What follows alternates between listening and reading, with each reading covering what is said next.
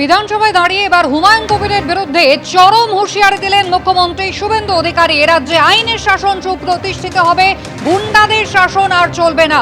26শে June রেজিনগরে যে আপত্তিকর মন্তব্য করেছিলেন হুমায়ুন কবির এবং 8ই জুন শক্তিপুরে যে আপত্তিকর মন্তব্য করেছিলেন, এটাই মনে করুন তার শেষ বক্তব্য। যেভাবে হুমকি দিয়েছিলেন হুমায়ুন কবির, তার প্রেক্ষিতে রেজিনগরে দুটি এফআইআর দায়ের হয়েছে এবং শক্তিপুরের থানায় ইতিমধ্যেই মামলা দায়ের হয়েছে। ব্যবস্থা নেওয়া হবে। কি বললেন মুখ্যমন্ত্রী দেখুন।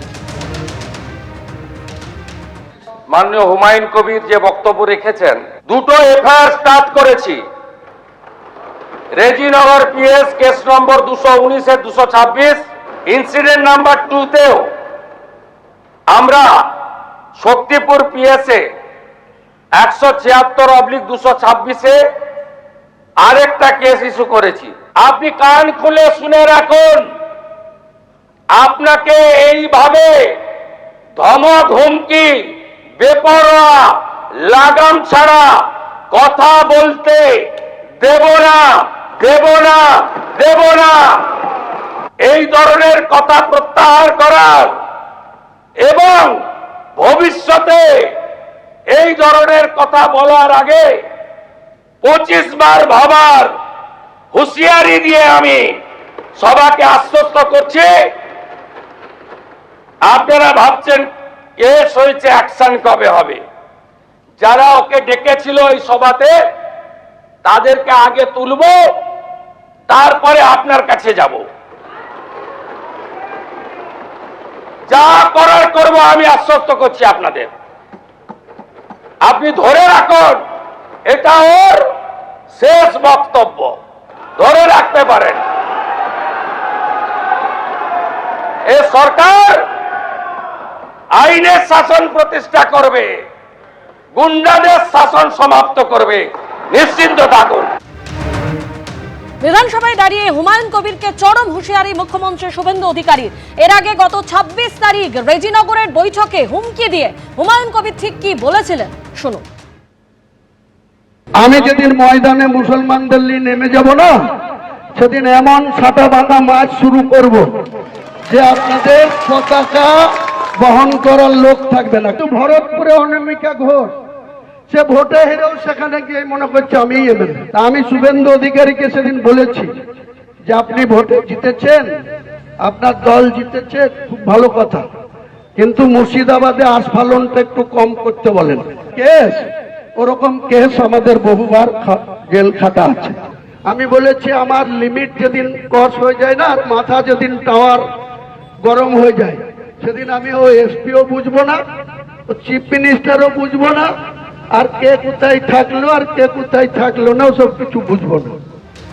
বিধানসভায় দাঁড়িয়ে আজ হুমায়ুন কবিরের বিরুদ্ধে একেবারে চরম হুঁশিয়ারি দিলেন মুখ্যমন্ত্রী শুভেন্দু অধিকারী। একদিকে হুমায়ুন কবিরের উদ্দেশ্যে রীতিমতো দুটি এফআইআর যেমন হয়েছে, একটি মামলার কথা তিনি মনে করিয়ে দিলেন। এই বক্তব্যই তার শেষ বক্তব্য, এমনটাই মনে রাখবেন বলছেন। তার পাশাপাশি সন্দেশখালীর উদাহরণ তিনি দিয়েছেন এবং পুষ্পার উদাহরণও কিন্তু আজকে দিয়েছেন।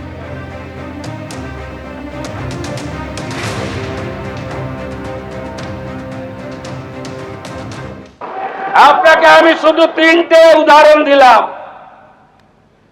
সন্দেশখালীতে একজন ছিল 2024 1 জানুয়ারি বলেছিল তৎকালীন বিরোধী দলনেতা এলে তার হাত কেটে পায়ে, পা কেটে হাতে লাগাবে আর চামড়া ছাড়িয়ে মেদিনীপুরে পাঠিয়ে দেবে।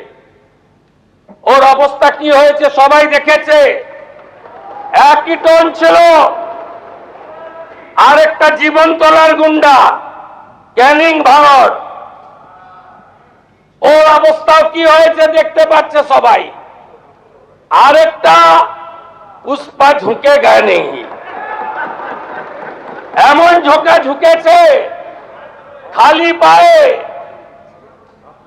ছোট প্যান্ট পরে, কান ধরে উঠবস করতে করতে যাচ্ছে। আপনাকে আমি বলে গেলাম পুলিশ তার ব্যবস্থা নেবে, আর আমি এক সপ্তাহ পরে মুর্শিদাবাদে যাচ্ছি। আমি প্রমাণ করে দেব ভারতবর্ষের সংবিধান আইন শেষ কথা বলে, কোন বাপের আবাদ শেষ কথা বলে না। বিজেপিকে বেলাগাম হুমকির পর হুমায়ুন কবিরকে চরম হুঁশিয়ারি মুখ্যমন্ত্রী শুভেন্দু অধিকারীর। তিনি বলছেন, ধরে রাখুন এটাই হুমায়ুন কবিরের শেষ বক্তব্য। এর আগে 2024 সালে হুমকি দিয়ে হুমায়ুন কবির ঠিক কি বলেছিলেন রাখবো আপনাদের সামনে। কত ধানে কত চাল হয়, 2 ঘন্টার মধ্যে তোমাদেরকে যদি ভাগীরথীর গঙ্গায় না ফেলতে পারি, রাজনীতি থেকে সরে যাব, শক্তিপুর এলাকায় বসবাস করা বন্ধ করে দেবো। এটা তোমরা হাতির পা দেখেছো, কিন্তু যদি ভেবে থাকো যে 30% লোক মুর্শিদাবাদ জেলায় আর আমরা 70%। 26শে জুন রেজিনগরে দাঁড়িয়ে হুমায়ুন কবির যে হুমকি দিয়েছিলেন এবং 8ই জুন শক্তিপুরে যে হুমকি তিনি দিয়েছিলেন, তার প্রেক্ষিতে আজকে হুমায়ুন কবিরের বিরুদ্ধে চরম হুঁশিয়ারি বিধানসভায় দাঁড়িয়ে দিলেন শুভেন্দু অধিকারী। তার প্রেক্ষিতে আজ হুমায়ুন কবির কি বলছেন বিধানসভা চত্বরে দাঁড়িয়ে, দেখুন। আমি বিজেপির বিরুদ্ধে বলেছি, নবাগত বিজেপিরা আমাকে আক্রমণ করেছে। আমার বাড়ির কাছে গিয়ে সেখানে পুলিশের সিকিউরিটির সঙ্গে নিয়ে গিয়ে আমাকে আক্রমণ করেছে। তা আমি রাজনৈতিকভাবে তাদের আক্রমণ করব? তিনি বলতেই পারেন, তিনি বাংলার মুখ্যমন্ত্রী, তিনি কি বলছেন সেই বলাটার বিরোধিতা তো আমি করতে পারবো না। তিনি তেনার স্বাধীনতা আছে বলছেন। আমি আমার রাজনীতির কর্মী হিসেবে আমার যে বাই ইলেকশন হবে সেখানে আমার প্রার্থীকে জেতাতে গিয়ে আমাকে কেউ ঢিল ছুড়লে আমি তাকে রসগোল্লা ছুড়ব না। বাংলার নতুন মুখ্যমন্ত্রী বাংলার 11 কোটি মানুষকে সুশাসন দেন, সেই প্রত্যাশা নিয়ে আমরাও পরিবর্তন চেয়েছিলাম, পরিবর্তনের মুখ্যমন্ত্রী হয়েছে। কিন্তু সারা রাজ্যের সঙ্গে মুর্শিদাবাদের রেজিনগরকে যদি আলাদা ট্রিটমেন্ট করে, নওদাকে যদি আলাদা ট্রিটমেন্ট করে, বেলডাঙ্গাকে যদি আলাদা ট্রিটমেন্ট করে, হবে জেলে যাব, কি আছে। এবিপি আনন্দ, এগিয়ে থাকে, এগিয়ে রাখে।